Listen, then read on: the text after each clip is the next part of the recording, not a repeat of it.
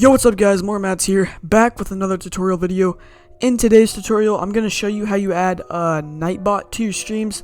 So you might be in someone's stream, and it'll say something like, don't forget to subscribe if you're new, check out my Twitter, and then you can put like a link, or maybe every 30 seconds, or maybe every 10 minutes, it'll say, if you would like to subscribe, click this link, or anything along the lines of that.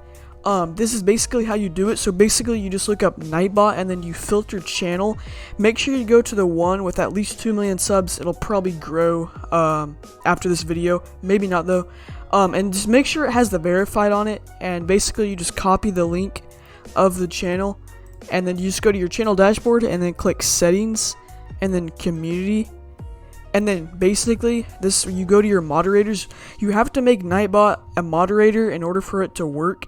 So as you can see right here, it just says moderators, and basically you just copy the link like that, and it'll say Nightbot. Obviously I'm not going to do it because I already have it added right there.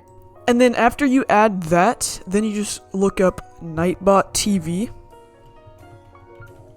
So just nightbot.tv. And as you can see, this is the thing. So it says sign up, learn more. You just go to log in, and then you can log into your YouTube, Twitch, Mixer, whatever. I think that's the only three. There might be another one you can log into, but as you can see, it automatically logged me in because I've already been on this before. So there you have it. Now you can just do like custom commands. You could do custom. So if someone wanted to know your Discord server, you could just say type !Discord, and then it'll pop it up right here. I'm gonna make a video on like how to do Nightbot, like how to add different commands and stuff. I'll do that later, but that's the basics on how you add it as a moderator to your channel. Thank you guys for watching, and I'll see you in the next tutorial.